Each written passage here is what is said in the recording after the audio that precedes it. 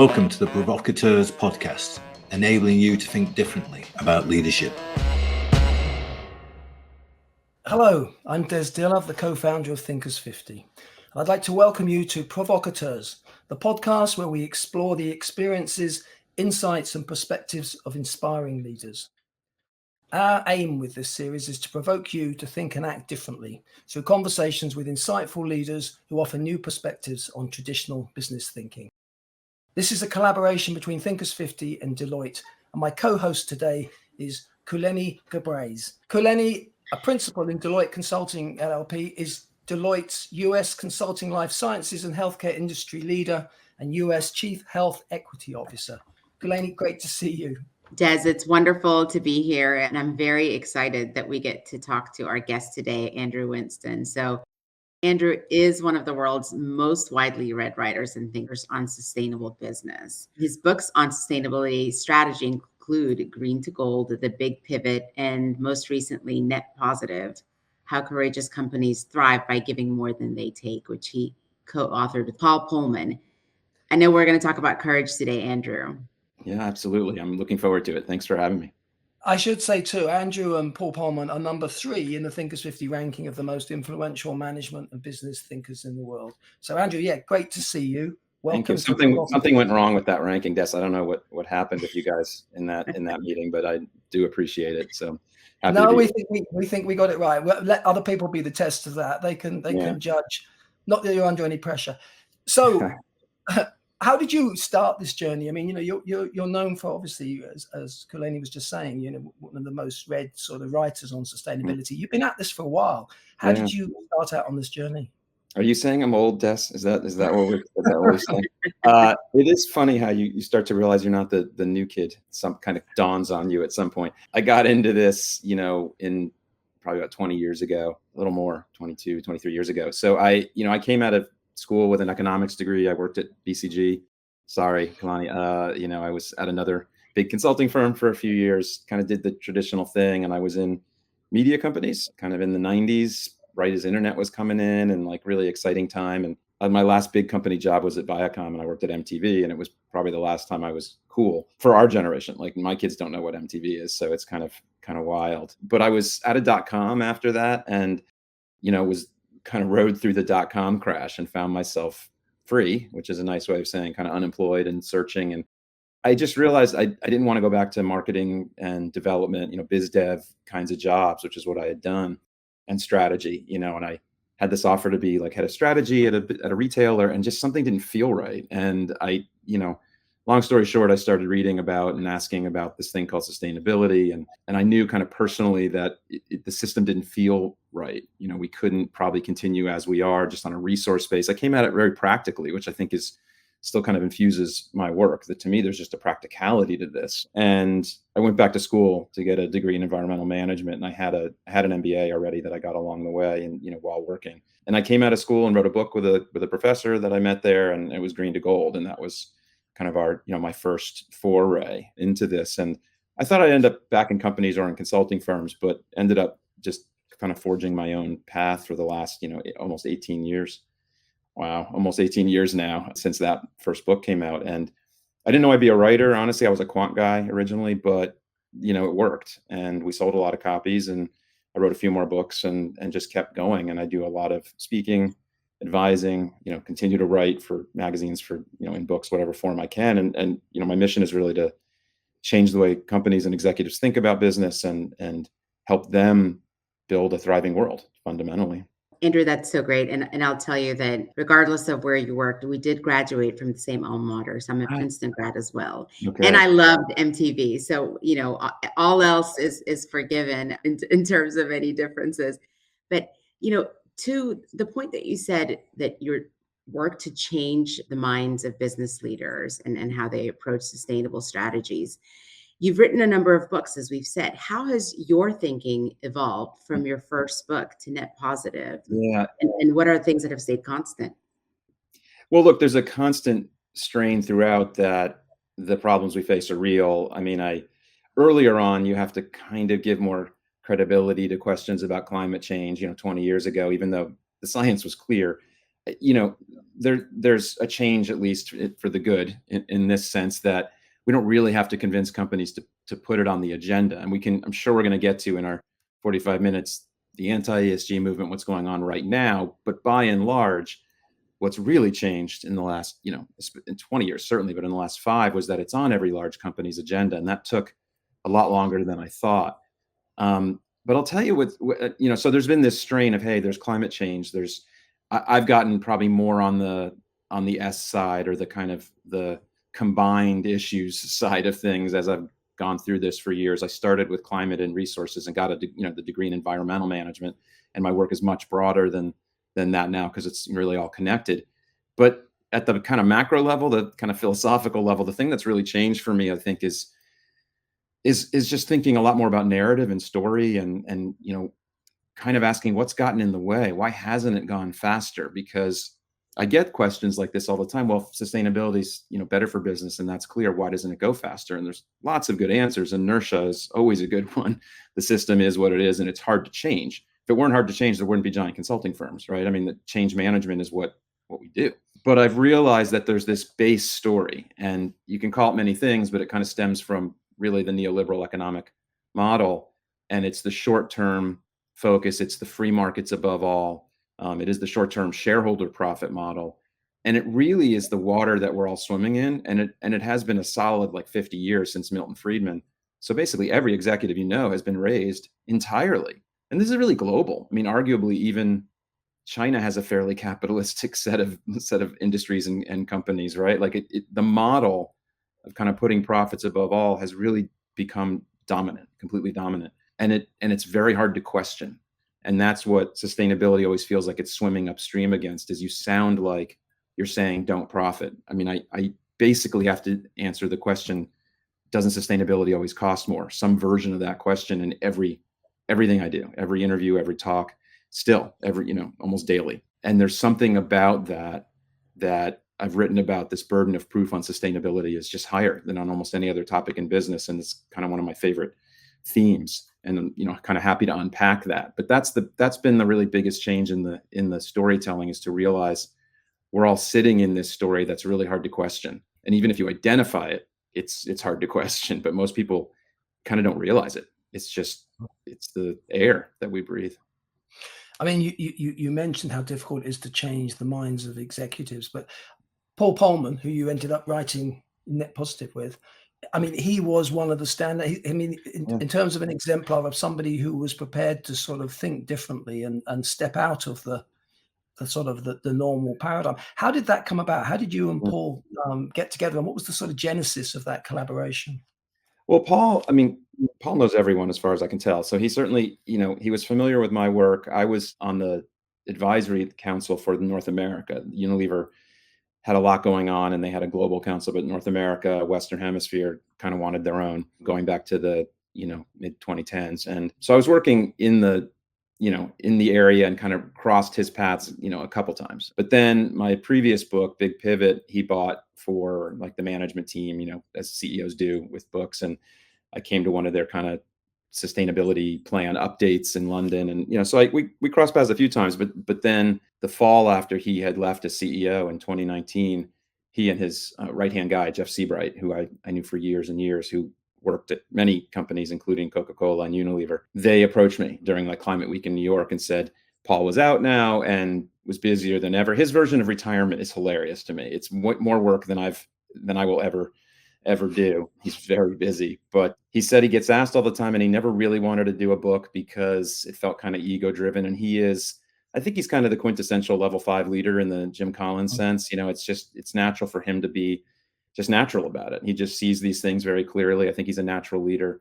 He's a natural systems thinker, which is amazing as a leader, harder as a writer. Systems are connected and circular and not chapter by chapter. So that kind of gets to a later point of the relationship, which is what was my role, which was trying to keep the story kind of as linear and coherent as possible. But they approached me and said, we're getting all these questions because companies are saying we got to do more.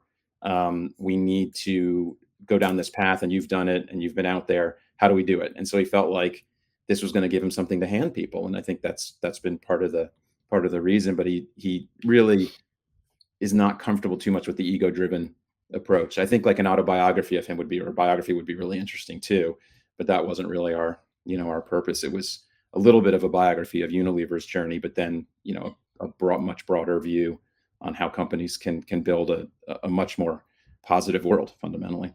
So, Andrew, a lot of people will be familiar with the term kind of net zero, but the book is net positive. Right. How do you define net positive? Yeah, I mean, we define it, I think, fairly simply, which is, a company that enhances the well-being of everyone that they touch in a broader perspective across their value chain, a company that seeks to improve people's lives and improve the well-being, and fundamentally one that thrives and profits by solving the world's problems, not creating them. And the core question we ask in the book is the world better off because your business is in it?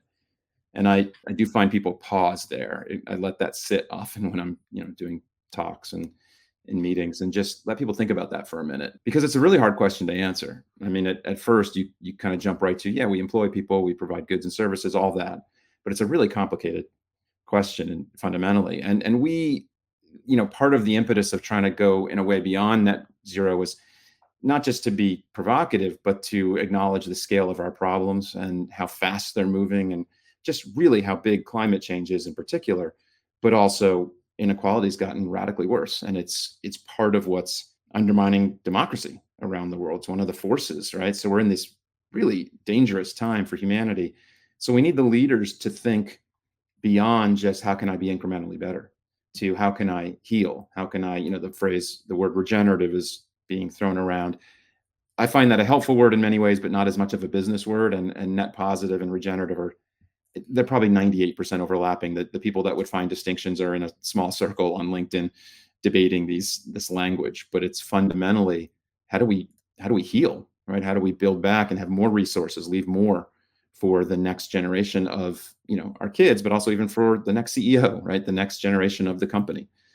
And this is it. Look, it's a big goal, but there's lots of things where seeking out the positive may actually be the better, even cheaper, and sometimes even faster path than just trying to tweak around the edges. It's a more systemic view of the change that's needed. Yeah, Andrew, you've shared so many important ideas, right? Both misconceptions and as well as the key messages, which is you're not driving for companies to not profit, right? There's no message that says don't profit. And at the same time, I think it's a challenge to say, how do you thrive and profit at the same time? And I tell you, at Deloitte, we talk a lot about aligning purpose and profit, and it's really important to us. And so I'd love to ask you about, what are the organizational role models that you can point to, right? Like companies that are really not just talking about doing the right things, but actioning on the things that you're describing in terms of creating a net positive impact. Well, I want to quickly unpack we could spend hours, but just kind of quickly unpack the profit while being sustainable, or sustainable while profitable. There's always this kind of discussion like they're at odds, and they really truly aren't. In the long run, they're by definition not at odds. I mean, sometimes in this field, you get accused of seeming like saying everything's win-win. And I don't think I've ever really said that, but by trying to be positive in this field, sounds like you're saying it's win-win. In the long run, it's by definition win-win, because it's lose-lose. I mean, if we don't tackle climate, if we don't deal with inequality, then the system starts to break down, right? And everybody is less well off fundamentally. And so it is win-win in the long run. The question that gets harder is the medium run or the short run. But when I talk about this story, the kind of story we're living in a free market, there's also a component that companies make decisions on maximizing profits only. And they really don't. We could spend time on this, but the behavioral economics, behavioral psychology kind of revolution over the last 20, 30 years has taught us that people make decisions on a lot of things. And that includes the biggest, most powerful executives. There's just a gut, there's a strategic feel. That's part of the reason they get the big job. And the proof point of this, that to me, it makes it so obvious, is right now is AI. Companies are spending, the technical term is gobs of money, truckloads of money. And the ROI on that is not clear. There is nobody who can tell you the exact ROI. But when you say, hey, let's decarbonize, let's look at human rights in our supply chain, let's make sure everyone is healthier in our business, they say, what's the ROI? So there's a story problem here, right? So I just like the challenge up front that like there's this kind of platonic ideal of seeking profit that companies do. They don't. And so it's about how do you get this into the nature of how business is done. Tackling this in that holistic way, there's no company that can claim to be net positive. The system's not really in place for that. Like you'd need a clean, entirely clean grid, for example, right?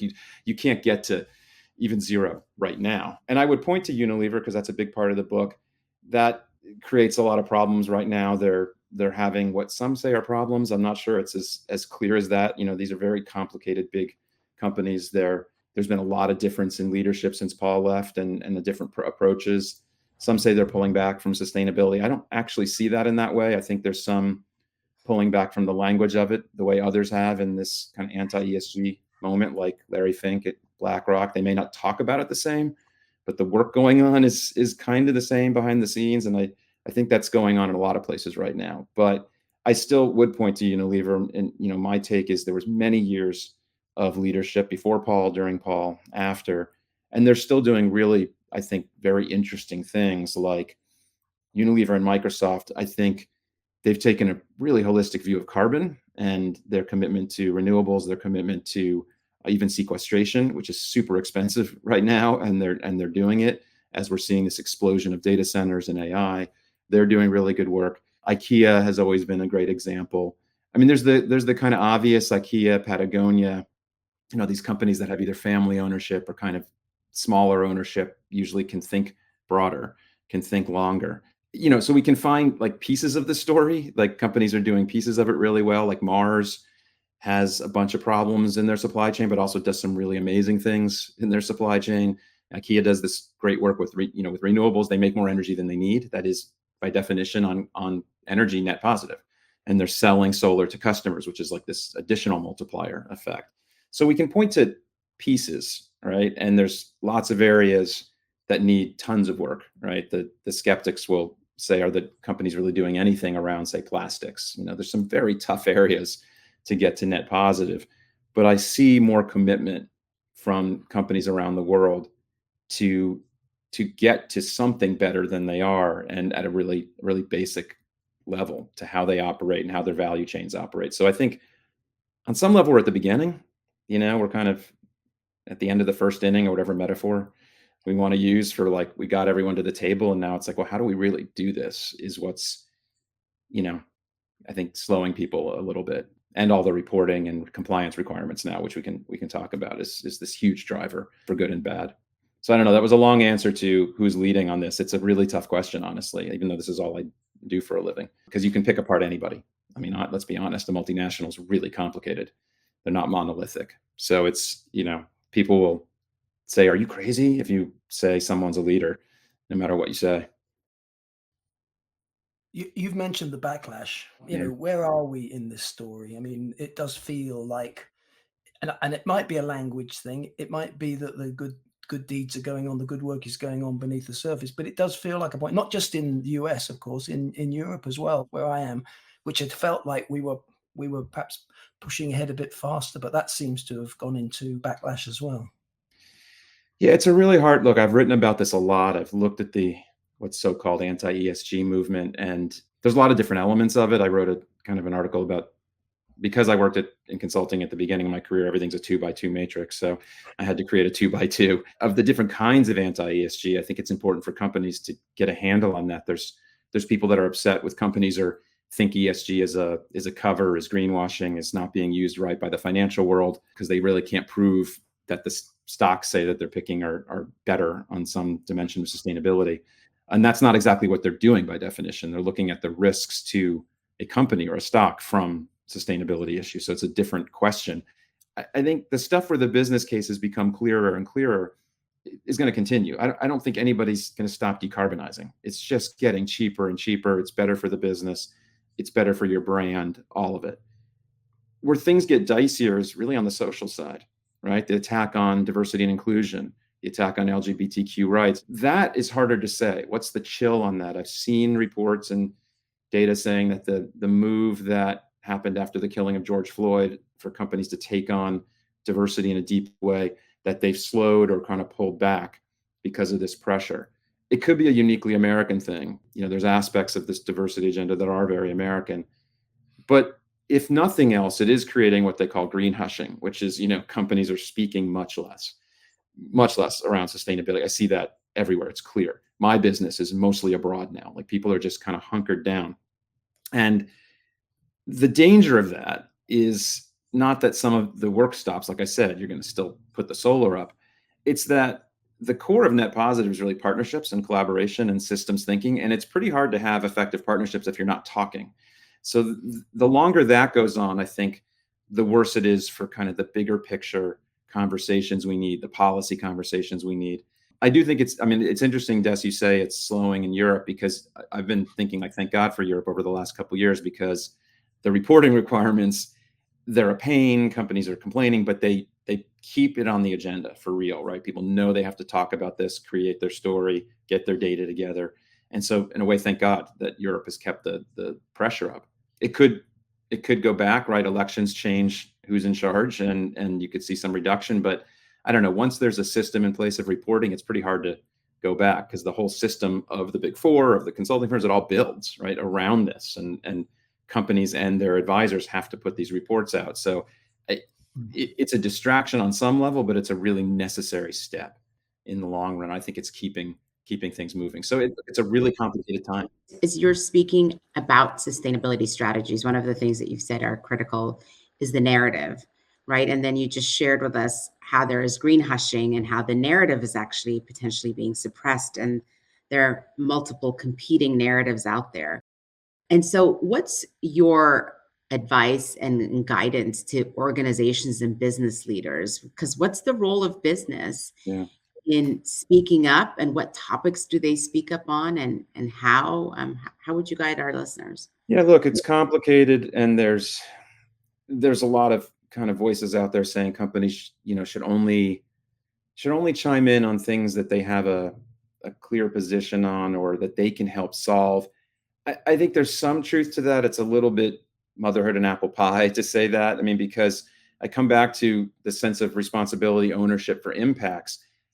It's easy to say we're not sure how we're going to solve a problem like wages or gay rights, but you do have an impact on them, especially multinationals. So I think there's a series of things that are very hard to sit out. Like, there is no sidelines in the end on things like democracy and voting.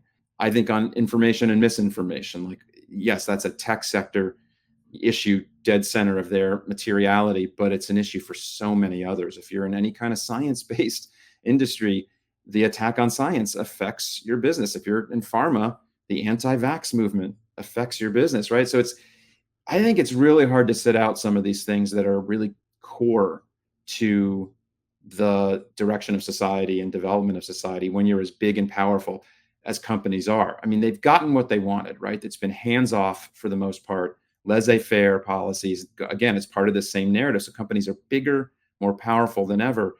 So I find it a little convenient when they're like, well, this is up to government, when they've been saying, as part of this narrative, government's always wrong, government screws things up. So which is it, right? If you're gonna play this role, and I heard years ago, Walmart has always taken criticism for their effect on small towns, and there's legitimate discussions there. They said once years ago, we have the same problems of society because they're so big, right? So they have issues around healthcare, they have issues around violence or mental health.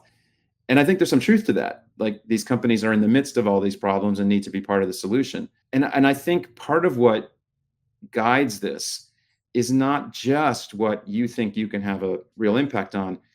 It is partly what's expected by your employees and your major stakeholders. And I think companies that underestimate what younger workers expect, I think will be in trouble. The data is really clear from not just younger millennials, but now Gen Z, as they enter the workforce. Their view of the biggest problems in the world, climate comes up, like open-ended questions globally. Climate is up there. They have the same issues around quality of life and inflation and economics, but climate's way up there. And the rights of people, in particular, I think the gay and trans community, it's a core value. 30% of Gen Z identify in some way as LGBTQ. This is a very different world. And I find my two boys who are Gen Z, just in general, they don't understand what our problem is with some of these issues. And they're coming into the workforce, and companies are feeling it in terms of, do people want to come into the office? The work-life question, where do you work? They're seeing that directly.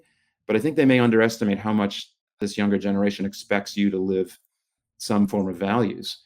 So look, it's not easy. None of this is easy, but most companies have stated clearly their values around a number of things, including inclusivity and equality. It's up there on most companies. So in a lot of ways, I'm just encouraging them to live those values, right? And be consistent, even in the face of criticisms, because you got to step back and say, are those criticisms in good faith? What are the people criticizing about? And so I think I'm hoping companies will have more courage and be braver and stand up on some of these things and not get bullied, really, and say, we're going to fight to solve climate change. We're going to fight to make the world more equal. We're going to fight for gay rights, and I don't mean they need to go marching, right? I mean, by fight, I just mean live up to them, right? And be consistent across their business as best they can. This is not easy. I was in a meeting the other day and they said, well, we have businesses in parts of the world where it's illegal to be gay, right? I mean, so there are clearly challenges here, but you can maintain at the corporate level what your policies are and your consistent support for different groups of people. I just don't see how companies can avoid that in a world where they really do have more power than governments in many ways. They have this role in society. They don't really have a choice.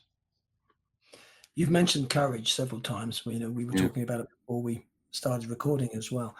On one hand, we're saying that the CEOs and executives need to stand up with their values, but how can they overcome the resistance from outside and inside the organization? Because, the polarization isn't just, it's happening everywhere. Presumably the employees are also divided on some of these issues. It's not straightforward. As you say, it's a complicated situation. Where can they find that courage from? How do you start on that journey and keep a North Star, as it were? Well, look, this is a core question of kind of going forward for me in my research and thinking is about courage. And I've been reading a lot of academic papers there's been studies, in psychology for many years on what is courage, types of courage, organizational courage. There's obvious things like military courage that people have looked at, but it's much harder if you're not jumping on a grenade. What does courage look like? It is challenging. One of the only answers I have so far that Paul and I included in Net Positive is the idea of collective courage, that it's at least easier if you're not going it alone. And some of the advice I've given companies is, when they've gotten maybe into trouble, Disney was the classic example in Florida and fighting over its support of gay rights. And there was this idea that this was a cautionary tale. I think they ended up in a very good place, but the mistake they might have made was just not going it with others, going it alone in this kind of fight they had over this set of laws. When I've seen it work well is when you see 100 companies sign a statement about an anti-trans bill or something like that. That's happened over the years, or voting rights, or they've come together. That's one way. And I think Paul has worked a lot on bringing together CEOs from a few key industries like fashion and agriculture. And there's some studies and some circumstantial evidence that indicates if you get 20-25% of a sector together, like CEOs representing about that much of the flow of that sector, you can probably move the whole thing, right? It's not, you don't need 70-80%. These tipping points are smaller than people realize. We see it in technology, on clean tech. The tipping point on electric cars and solar isn't 50%. It's 5 to 10% of the market, right? You start to build this momentum. I think that's true on these issues also.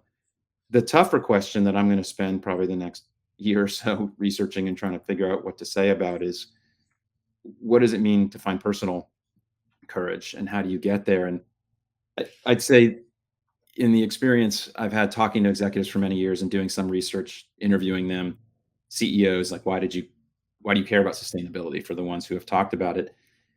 The courage seems to come, it sounds so obvious, but just from their kids. I mean, the most common thing I've heard when someone makes a transition and says, okay, I really care about this kind of larger issue and how my company plays in society, their kids just were asking them what they're doing. It wasn't even all that complicated. It wasn't just, I have kids. It was actual conversations, right? Gen Z is not a theoretical generation to your typical 50 plus C-suite person. That's their kids, right? And young millennials for the boomers. So I think there's something about the very personal family conversations that give you courage. It is that classic deathbed, conversation. You think about, what am I really looking back on? There's some sense of legacy, and that seems to provide some courage.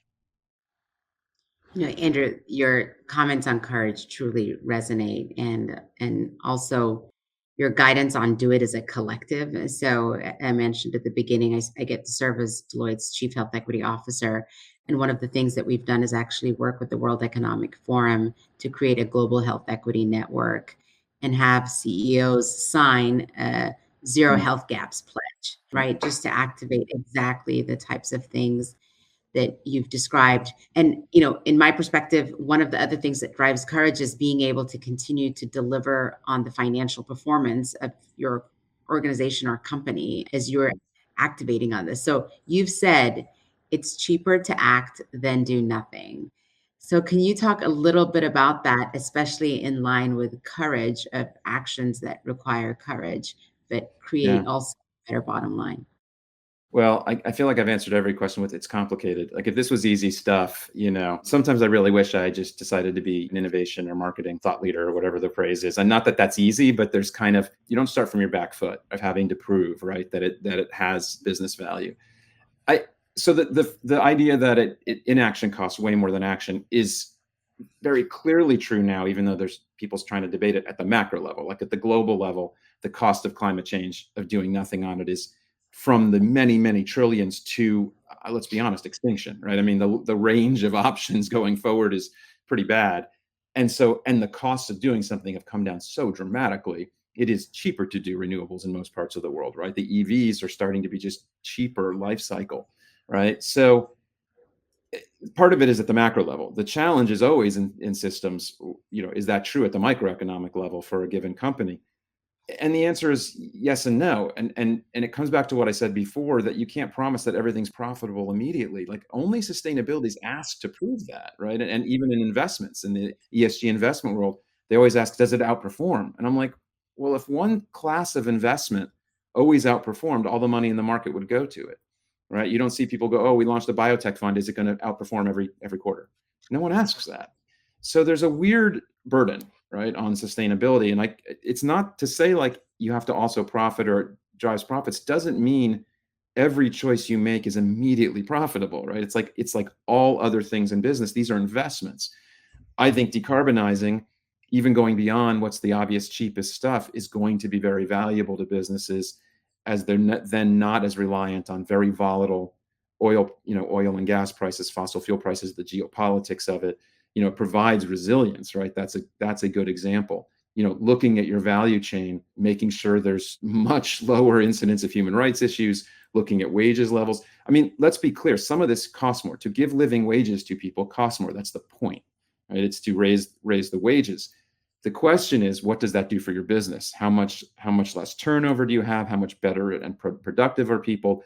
Are there business values in it? But again, it's a great collective courage thing. I don't think a single company should say, we're raising wages here. They should go and get the policy changed, get the minimum wages changed for everyone. Then it's not this big, I'm going to take a hit in my stock because I raised wages. So some of it, again, is coming back to that collective action, so that if it seems like something's going to be more expensive or could put you at some short-term disadvantage, what would stop that from being true? What needs to happen? What scale do you need in a new technology? What scale of collective action do you need? Like, work the problem is kind of my push on things, is people just say it costs more. And that's a really kind of knee-jerk reaction in almost every sector. Being sustainable costs more. And it's not even true, but often it's just about stepping back and saying, well, what is it that's you think will cost more? And how do we work that? How do we change that? So I mean, my larger encouragement here is to think about this as an investment in the business and not just as some cost. And I get there's some historic nature to this, that when the original stuff around green was compliance based, putting a filter on a smokestack, there was a very direct ROI and compliance. So it came from that history, and it's been very hard to get it into this category, like AI is now, like investing in new techs, like investing in your people, often in their skills. That's just assumed, right? Has value, right? And I think we get into trouble when companies show that they are not good at thinking about the larger value of things. They don't invest in R&D. They don't invest in the long term in anything, right? It's not just around sustainability. And I think it hurts them in the long run, right? And companies that lean into the recessions, invest in them. I mean, there's been studies on this over and over again. They do better. And sustainability is right in the core of that. This is what the world needs to look like and what your employees expect you to do. So this is the category to lean into. How do you personally find the resilience to keep at this mission? Because I've known you for a while now, and I mean, you keep on pushing, you keep on provoking. This is all about provocateurs. But how do you find the, I guess, the personal courage and just the resilience really to keep knocking on the door? I don't know if I always do. I've been public at times. I have my own mental health issue. I've dealt with depression my whole adult life. I think lots of people do. And I think it's much more common to talk about it now than it used to be. So there's some amount of pharmacology involved in my resilience and talking to people, family and doctors at times. I mean, and kidding aside, part of it is talking to people in the field. We have our late night drinks about the "are we going to make it" conversation is so common in our field. And I get it from people new to the field, just executives going, "Hey, are we going to make it?" And those are really hard questions to answer. I think what I've come to in recent years, and I've written about this a lot, is that we are in a kind of chaos mode, but we're in a very yin yang kind of thing. If you want to take a Eastern philosophy view, which is we are both winning and losing. I was listening to a podcast about clean tech, and last couple of years, we got close to 2 trillion invested globally in clean technology. That is by any measure a lot, right? And it's building a ton of renewables. The estimates of what we need to try to hold the world to 1.5 or 2 degrees warming are 5-6 trillion a year. So it's a lot, but it's not enough. And that's my whole field, right? Everyone's at the table now, but the percentage that really get how important net positive thinking is or regenerative thinking is, it's still tiny. So it's dealing with duality. I find that's the challenge I face. It's really hard for people. I feel this election year where 60-70% of the world is voting, there's a duality. We don't know what's going to happen. And I hear in so many things, people seem to need a conclusion, whether it's depressing or not, like we're all going to die, right? Climate's going to kill us, or clean tech's going to solve it all, or I know this person's going to get elected or that person. Like they need an answer. And it's much harder to deal with the fact that we really don't know, that elections could go many different ways. That's just the world today. We don't know. Pundits get on TV and have to say something, so they declare, but it's so much harder to deal with the unknown. And so I kind of work on that. There's meditation, there's physical exercise, all those things that help you feel more resilient personally, but just try to deal with that duality, that things can be good and bad at the same time. So I don't know any other way, because I can't tell myself this is all going to work out. That's, who knows? And I can't tell myself that it's all bad either, because why get out of bed? Why even try? I don't know. How do you guys do it? I mean, it's a fight for everyone right now, right? The world's not easy. I think we've never been at a more complicated, volatile time. I know every society probably thinks that. The Greeks thought they were probably at the end of humanity, but it does feel pretty serious now, right? We're at the global level on all of our problems. How do you guys deal with it?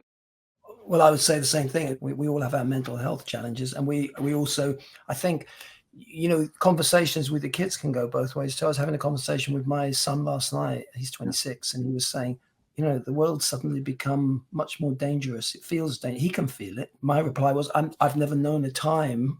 I wasn't around when the Cuban Missile Crisis was happening. That was before my time. But I've never known a time that felt quite so up in the air and quite so volatile. Probably not a very cheery thought, but that's where we are. But that, in a way, that's what drives you on, isn't it? The fact that maybe some little incremental thing that we can do at the individual level as well as at the society level can just nudge it a little bit in what we think is the right direction. Well, and just quickly before I want to hear your answer, Kulleni, I think one of the things I've heard at a sustainability event from kind of an Eastern philosophy perspective was just the kind of idea of I am enough. Like sometimes to just stop and say, I'm doing what I can, right? I'm not going to solve the world's problems. And a friend of mine who works in education, trying to make the world better through education, said something about us in our 50s now, that you start to realize you're not going to see the whole grand change that you'd like to see. It's probably beyond your lifetime. And the kind of that acceptance of, oh, I thought the world would get to justice and clean and net zero like when I was 20 something, right? I'm going to see all this. I don't think I will. Right. And that's the nature of every large move towards justice or, equality or a better thriving world, is it's a journey. it's a continual journey. And I think just letting go of the, I have to solve it is very relieving. No, and it's always a dynamic situation too. You can never take democracy for granted. You can never take justice. These things have got to be fought for again and again and again constantly. Sorry, Kulleni. No, I was going to say, I mean, it's interesting, Des. So, Andrew, I'm from Ethiopia, and I actually grew up in the middle of a civil war and the famine of the 80s. And so when people kind of feel, oh my gosh, I'm like, okay, it's just another day, right? And I also practiced as an emergency medicine doctor for 10 years. And so uncertainty and disaster are kind of my comfort zone. But, I think it is really interesting, but it becomes more frightening now that I have children, right? So it's one thing when you say the world is uncertain for me, it's another when it's uncertain for those that you care about and feel responsible for, and so when I think about it, I do meditation as well. I think that's a huge source. Physical activity helps. And then it's just the very next step, right? It's just like, what's the next incremental thing that you can do to make a difference? And in that frame, though, as I think about it, I wonder, I mean, when you think about the future, are you optimistic? And if yes, why? And if not, why not about the future? Before I answer that, just listening to your background, I don't know why you're interviewing me. I want to hear, you're an EMS doctor, you're a consultant now, Ethiopia. And it's really interesting because, right, there's in the part of the world you grew up in, there were places that were in complete collapse that are a lot more stable now. Like I have a colleague in sustainability, professor. She works in Rwanda quite a bit now. They're trying to be a sustainability hub, right? I mean, it's kind of remarkable because if you looked at that 20 years ago, you'd be like, that's impossible, right? So there are these incredible turns. I find actually listening every now and then to historians, they have this kind of longer view of like, we've been in these periods where everything looks like it's coming apart. And then sometimes it swings, off, maybe not through an easy time, like a civil war or something, but it swings through and you get to something better.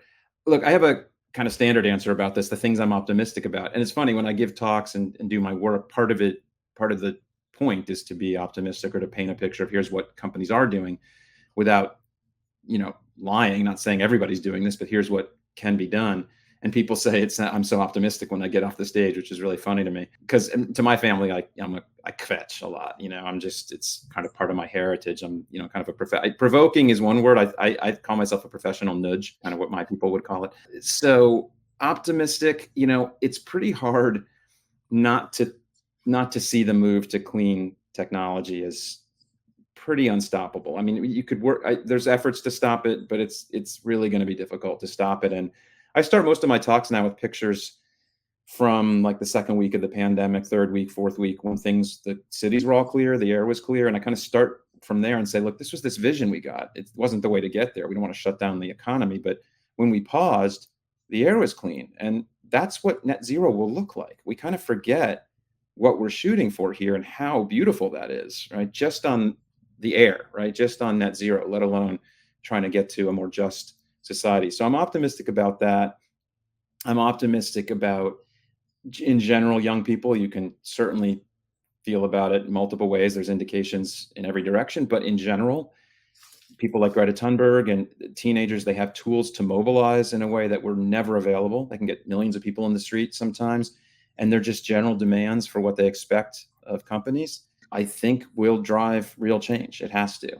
And that gives me some optimism. Young people, even the protests in all the colleges, the universities in the US, we can have huge debate. I mean, these are really complicated issues. The Middle East is the most complicated issue in human history.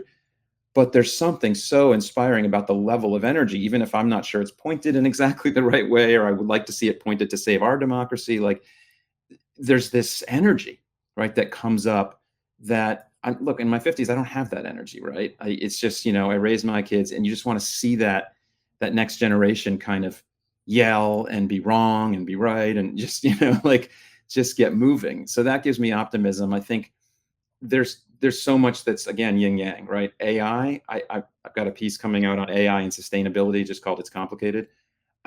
It could be a total disaster. It could also do an amazing amount for sustainability. I don't know what to say. I'm optimistic and pessimistic. So most of our big things are both. So, and as you guys said, as you said, you're fighting it all the way. it's hard, that gives you an optimism in what you see people fighting. They're fighting for justice. They're fighting for climate. And there's millions and millions of people, right? And millions of NGOs. And that feels good. The data on the ground doesn't support a lot of optimism sometimes. We are, by definition, losing on climate just by the emissions are still rising. Like, that's not a pessimistic statement. That's just is. I'm looking forward to the point where that turns. I think it's soon-ish. The data center energy explosion is kind of maybe a problem for that right now. Actually, it might slow down the actual global level of energy and emissions kind of pivot that's coming, but it's coming. China looks like they might be at peak emissions soon, if not now. That's amazing, right? Sinopec, the Chinese oil company, says they think they're at peak oil demand, peak gas demand. It's kind of astonishing in human history. We've only grown, right, forever and ever. So those things make me optimistic. I don't know. Do those resonate? Anything I should be also optimistic about? I grew up listening to Bob Marley, and I always say that I don't know, one of his quotes that I keep close to my heart is, you never know how strong you are until being strong is your only choice. And I think optimism is the only choice that we have, even if it's just as a love letter to our children and grandchildren and great-grandchildren. Yeah. No, that's a great thought. We're running out of time, but I just wanted to ask you one more quick question, Andrew. Yeah. I think you've hinted at it a little bit, and it may be part of the optimism thing. What's next for Andrew Winston? What are you working on? Well, so I've spent more of the last, kind of year and a half doing a fairly new area for me. I'm not an academic, so I don't kind of come through the teaching world, but doing some exec ed development. Paul and I launched a couple classes, as you know, with Thinkers50 and Exec Online. It's been a really weird time for sustainability, as we talked about earlier, including investing in things like learning and development. Things are kind of on pause. That's a part of this quiet green hushing. There's just been a lot less investment. I don't think that's going to last. There's just too much going on. So I think classes like this are going to matter. Paul and I are developing LinkedIn learning classes. I'll probably do one with him and one or two on my own. That's another path to reach people. I'm just trying to find different paths, because there's a whole other conversation about media. I came through media as one of my first industries. I'm just not sure people are reading anymore. I mean, if you look at airports, train stations, like the book space, magazine space is tiny now. I mean, it's just been dwarfed by food. Basically, everything's like food and self-checkout. And so I'm trying to find the right ways to reach people. And I think it is through other means, classes, videos. We clearly have a generation that probably prefers a series of videos to a 3-hour book, even though I think you can get much more in a book. So courage is the kind of theme I'm focused on. Paul and I are talking about a podcast as well, and because there's not enough podcasts out there, we figure. But really, it's partly about, I'm just not sure a book is the right format anymore. And I've been having this conversation with a lot of people, and I don't know if there's an answer, but I'm just looking at other media, right, to try to get to people and have them think about these issues in a different way as much as possible. Okay. We've got Paul coming on the Provocateurs soon over the summer, so we'll have to think of some different questions to ask him. We speak differently in many ways, and it's compatible, but he has different stories, much more global, and he'll talk about sitting with Bono or whatever. I don't know, like it's a different world. That's great. Well, we've thoroughly enjoyed having you on, and as always, it's great to hear from you and to hear that there is some optimism and there is some progress, which is always good to know. So, Andrew, a huge thank you. I've been Dearlove with Kulleni Gebreyes, and we will look forward to you joining us again next time on Provocateurs. This podcast is part of an ongoing series of interviews with executives.